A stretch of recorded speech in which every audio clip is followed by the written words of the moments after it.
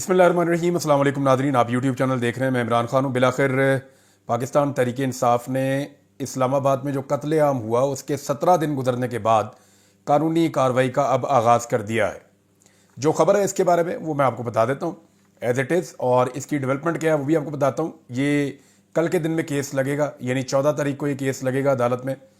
PTI की जानिब से 24 नवंबर के एहतजाज के तनाजुर में वज़ीर आज़म और दीगर के खिलाफ कार्रवाई के लिए अदालत से रुजू कर लिया गया है।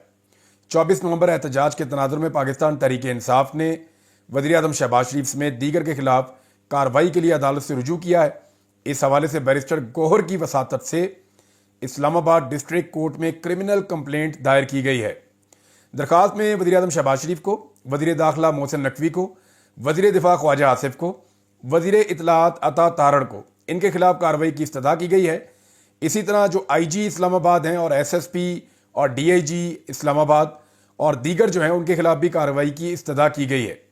सरदार लतीफ़ खोसा ने बैरिस्टर गौहर के ज़रिए कंप्लेंट दायर की है और उसमें 38 ज़ख्मी पाकिस्तान तहरीक इंसाफ के कारकुनों की फहरिस्त लगाई है। यानी पाकिस्तान तहरीक इंसाफ के बहुत सारे जो ज़ख्मी कारकुन हैं उनके ऊपर तो शदीद दबाव है कि आपने किसी सूरत भी स्टेटमेंट नहीं देना, लेकिन फिर भी पाकिस्तान तहरीक इंसाफ 38 ऐसे कारकुनों को मैनेज करने में कामयाब हो गई है जो उन्हें लगता है कि वो आकर अदालत में स्टेटमेंट देंगे। तो 38 ज़ख्मी PTI कारकुनों की फहरिस्त भी साथ मुंसलिक की गई है। इसके अलावा PTI के 139 लापता कारकुनों की लिस्ट भी साथ लगाई गई है।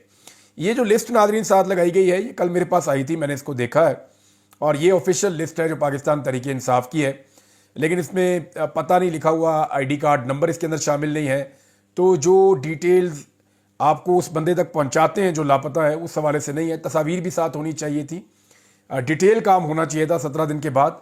लेकिन उम्मीद करते हैं कि पाकिस्तान तहरीक इंसाफ इन तमाम 139 लोगों को, और हो सकता है उन्होंने शायद इसलिए भी ये किया हो कि अगर हम ज़्यादा इनकी तफसीलात देंगे तो इनके घरों में पहुँच जाएंगे, ज़्यादा तफसीलात देंगे तो इनके ऊपर बहुत दबाव डाला जाएगा, इनके घर वालों को तंग किया जाएगा, तो इसलिए शायद या ख़रीदने की कोशिश की जाएगी।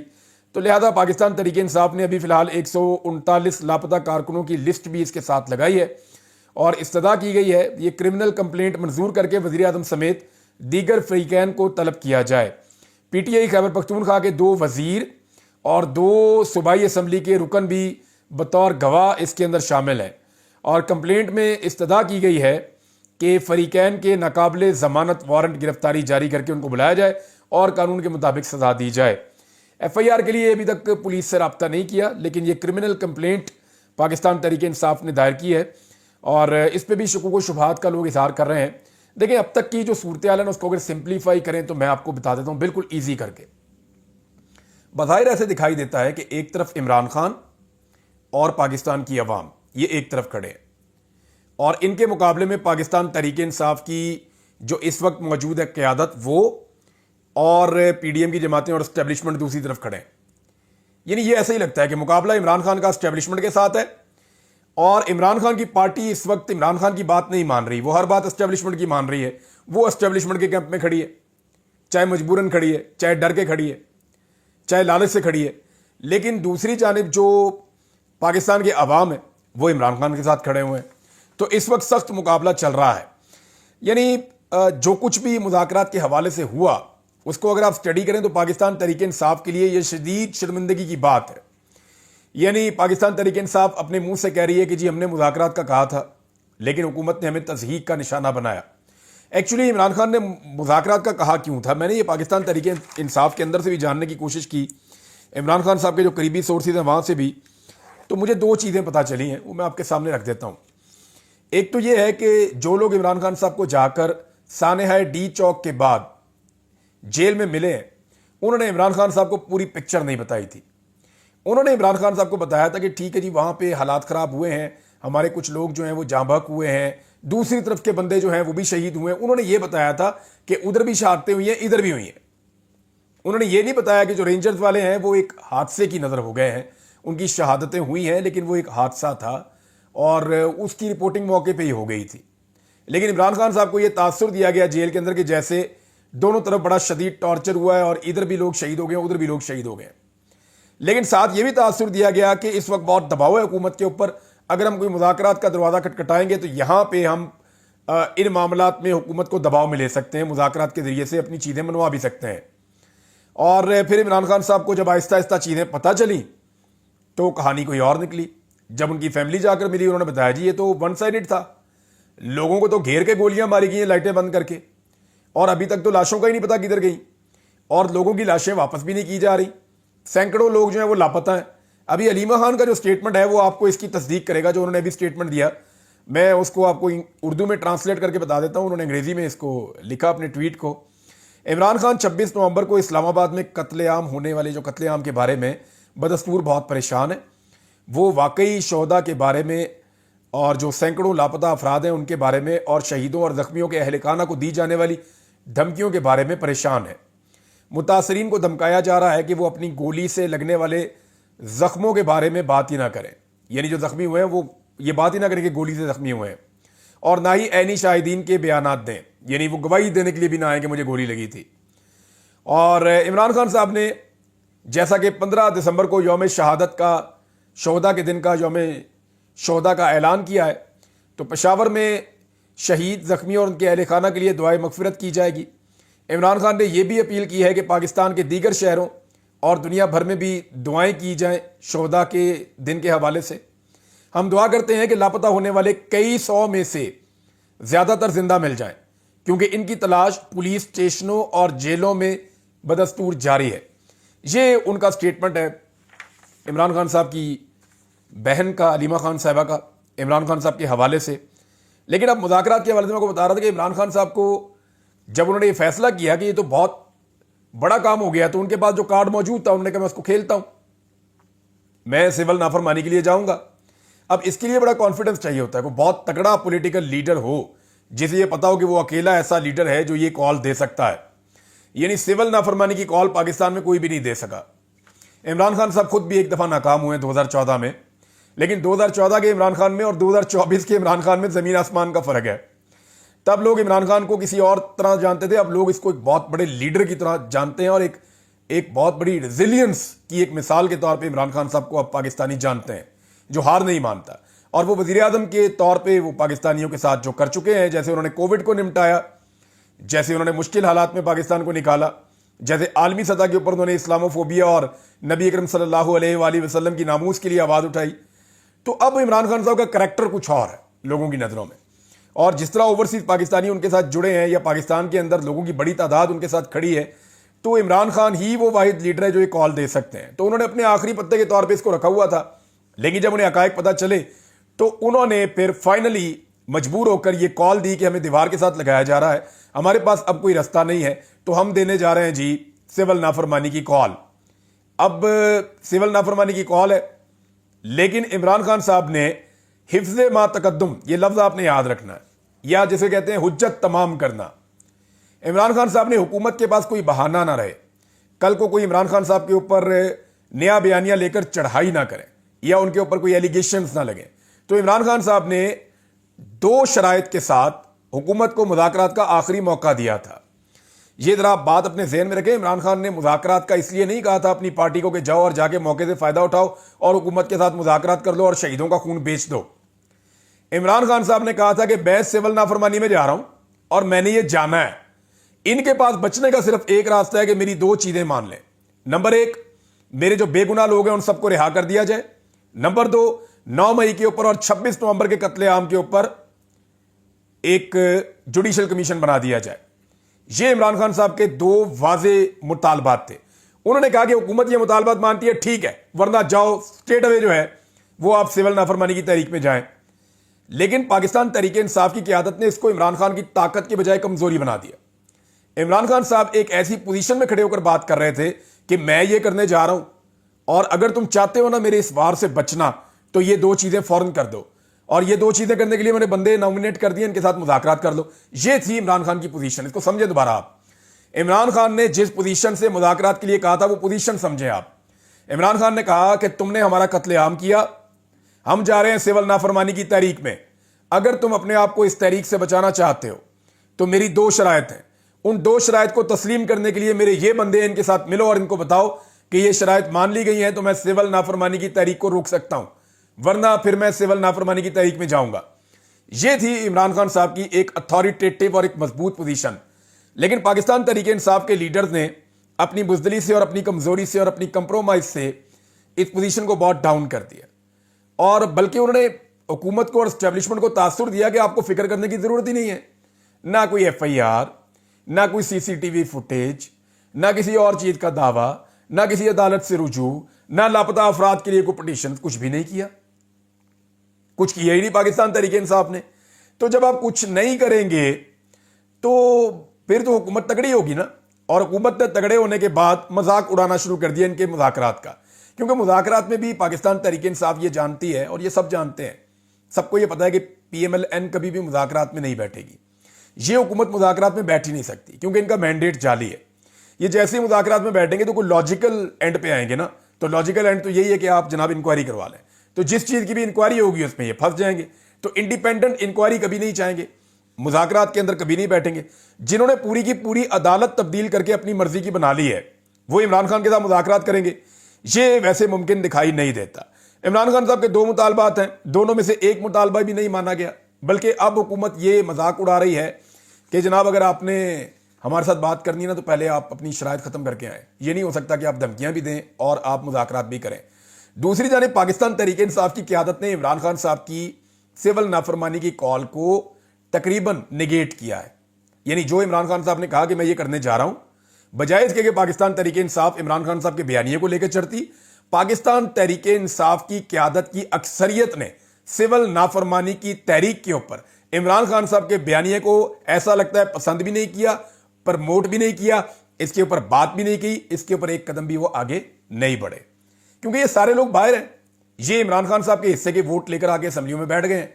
ऐसे खंबे जिन्हें 2000 वोट भी नहीं मिल सकता था, वो इमरान खान साहब के नाम के ऊपर 1-1 लाख वोट लेकर असेंबलियों में आकर बैठ गए हैं, और उनकी मौजें लगी हुई हैं।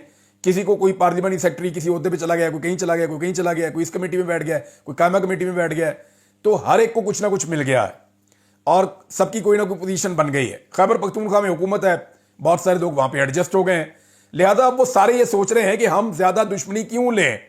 तो जितने लोग निजाम के बेनिफिशरी हैं वो तमाम लोग इमरान खान साहब की कॉल को संजीदा नहीं ले रहे। जब अपनी पार्टी नहीं ले रही तो फिर इमरान खान साहब के मुखालिफिन क्यों संजीदा लेंगे। ये हुकूमत को दबाव में लेने का इमरान खान का तरीका था, लेकिन उल्टा पाकिस्तान तहरीक इंसाफ खुद दबाव में आ गई है, और यह बात बिल्कुल ठीक है, अब इससे आप भाग नहीं सकते। महमूद खान अचकजई साहब का भी बयान आया कि जो हुकूमत टॉर्चर करती है, जो हमला करती है एहतजाज करने वालों के ऊपर, उनके साथ क्यों मुज़ाकरात आप करते हैं और आप कैसे उनके साथ मुज़ाकरात कर सकते हैं, ये उनका एतराज़ है। और पाकिस्तान तहरीक इंसाफ अब खुद कह रही है, देखें अब मुज़ाकरात शुरू हो जाए तो सिविल नाफरमानी की कॉल वापस ले सकते हैं बैरिस्टर अली जफर।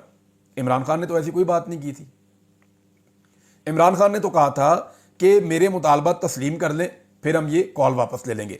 अब वो कह रहे हैं कि मुज़ाकरात शुरू कर दें, सिर्फ हमारे साथ बैठ जाएं, अब हम ये वापस ले लेंगे कॉल। ये जनाब इस लेवल पे आ गए। फिर हुकूमत से मुज़ाकरात तभी होंगे जब वो राजी होगी, ये असद कैसर साहब का स्टेटमेंट है। हुकूमत से अभी मुज़ाकरात नहीं हुए, ये उमर अयूब साहब का स्टेटमेंट है। माइनस इमरान खान मुज़ाकरात नहीं होंगे, गाइडलाइन इमरान खान ही देंगे, ये हामिद रजा साहब का स्टेटमेंट है। तो हुकूमत ने जो है वो ट्रक की बत्ती के पीछे पाकिस्तान तहरीक इंसाफ को लगा दिया है, और तहरीक इंसाफ ने अपना वो मौका जिसमें वो हुकूमत को गले से दबा सकती थी, पकड़ सकती थी, हुकूमत को काबू कर सकती थी, उसको ज़ाया किया। और अब ऐसा लगता है पाकिस्तान तहरीक इंसाफ को अपनी गलती का एहसास हुआ 2 हफ्ते से ज़्यादा गुजरने के बाद। उन्हें अब आइडिया हो गया कि उन्हें कानूनी कार्रवाई करनी चाहिए थी, उन्हें कानून के मुताबिक तमाम चीज़ों को चलाना चाहिए था, चाहे उसका नतीजा कुछ भी होता, चाहे बाद में मामला तय हो जाते या ना होते, जैसे भी होता, लेकिन फौरी तौर पे कानूनी दरवाजा खटखटाना चाहिए था। ये ना करके पाकिस्तान तहरीक इंसाफ ने अपने पांव पर कुल्हाड़ा मारा है। हमेशा हुकूमत के बाद एक मौक़िफ़ मौजूद रहेगा कि पाकिस्तान तहरीक इंसाफ की क़यादत असेंबलियों में भी आ रही थी, सेनेट में भी आ रही थी, अदालतों में भी आ रही थी, और सारे काम कर रही थी, लेकिन कार्रवाई नहीं कर रही थी, इंसाफ का दरवाजा नहीं खटखटा रही थी, FIR नहीं लिख रही थी। ये सारी चीजें क्यों नहीं कर रही थी? ये बदनीयती के साथ हुआ है। ये जेल में बैठ के मनसूबा बनाया हुकूमत को फंसाने के लिए, अब ये ऐसे करेंगे। उल्टा इमरान खान साहब और उनकी अहलिया के ऊपर मुकदमा दर्ज कर दिया गया। ये रेंजर्स के जो अहलकारों की शहादतें हुई हैं, उस हवाले से इमरान खान साहब के ऊपर और उनकी अहलिया के ऊपर एक और मुकदमा भी दर्ज कर दिया गया है। अब रेंजर्स की जो शहादतें हुई हैं, एक इंतहाई अफसोसनाक वाक़या था। लेकिन इसके बारे में पूरा पाकिस्तान जानता है। जो वहाँ पे रिपोर्ट हुआ, जो ऐनी शाहिदीन है वो बता चुके हैं कि वो किन हालात के अंदर कैसे हादसे का शिकार हुए हैं वो शहीद। लेकिन वो इमरान खान पे और बुशरा बीबी पे डालना, ये चीज़ अभी भी समझ से बाहर है। अच्छा जी, इसमें असद कैसर साहब ने एक स्टेटमेंट दिया है। उन्होंने कहा जी कि हम इंटरनेशनल कोर्ट ऑफ जस्टिस में भी जा सकते हैं इन मामलात को लेकर।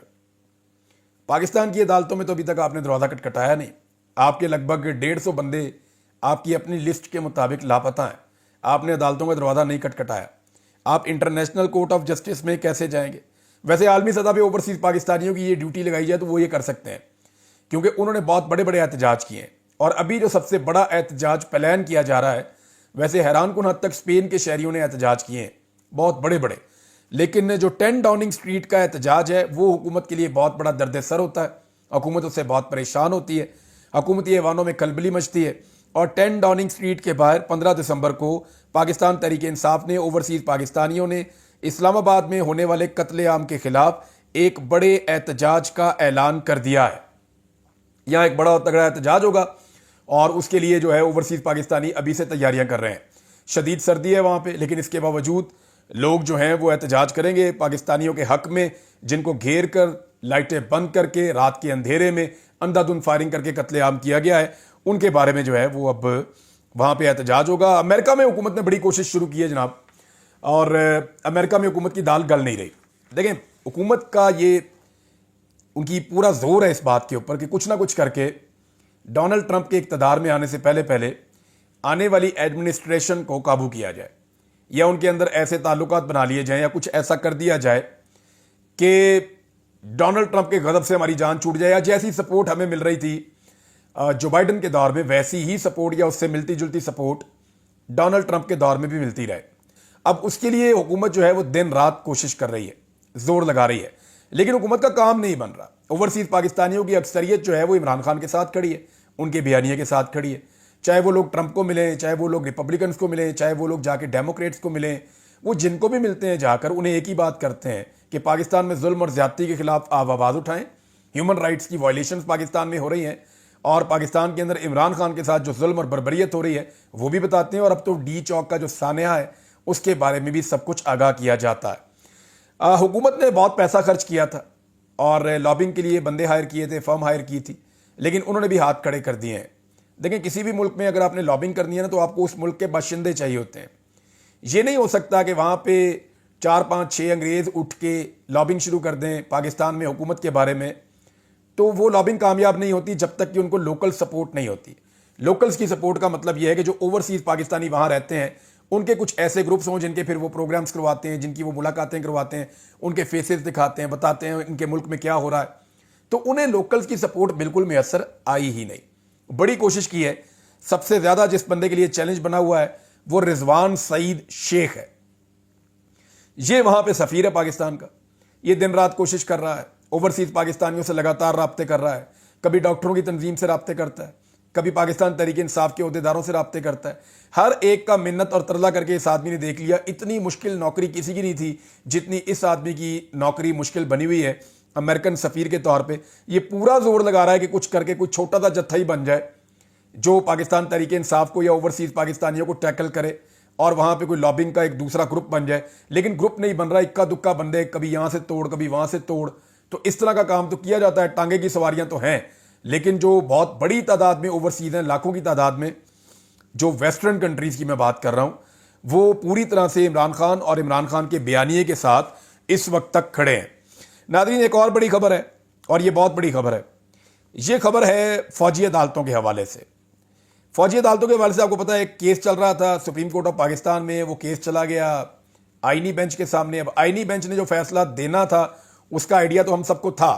हमें आइडिया था कि आईनी बेंच जो है अगर उसके अंदर ये मामला गया है तो फिर फौजी अदालतें ही फैसले सुनाएंगी सिविलियंस के, और यही हुआ।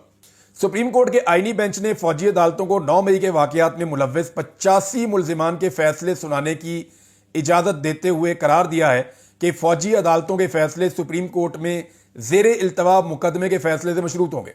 यानी अब वो फैसले सुना सकते हैं। यानी उन्होंने ये इजाजत दे दी कि फौजी अदालतें सिविलियंस का ट्रायल कर सकती हैं अभी, और वो फैसले भी सुना सकती हैं। उन्होंने कहा जिन मुलजिमान को रियायत मिल सकती है उन्हें रिहा कर दिया जाए, और जिन मुलजिमान को रिहा नहीं किया जा सकता उन्हें सजा सुनाने पर जो नॉर्मल जेलें उनके अंदर मुंतकिल कर दिया जाए। चलें, कम से कम उनकी फैमिलीज़ को, उनके रिश्तेदारों को, उनके घर वालों को सुकून का सांस तो आएगा कि वो मिलिट्री की तहवील से निकल कर आम इंसानों की जेलों में आ जाएंगे और वहाँ पे आने के बाद उनकी मुलाकातें भी ज़रा आसान हो जाएंगी, बाकी चीज़ें भी ज़रा, उनकी ज़िंदगी भी थोड़ी आसान हो जाएगी। तो ऐसे में जो है वो माँ बाप को, फैमिलीज़ को ज़रा थोड़ा सा सुकून हो जाएगा। और बहुत सारे लोगों की सज़ाएँ ऐसी हैं, कुछ छोटी सज़ाएँ, वो जैसी सज़ा होगी उनकी पूरी हो गई है, 14-14, 15-15, 16-16 महीनों से तो जेल में है, तो वो लोग तो वैसे ही आज़ाद हो जाएंगे। 1.5 साल तो उनको होने वाला है। नादरीन, ये अब तक की सूरत हाल। कुछ और चीज़ें आपके साथ अगले वीलॉग में मैं शेयर करूँगा। अब तक के लिए इतने ही। अपना ख्याल रखिएगा, अपने इस चैनल का भी। अल्लाह हाफ़िज़।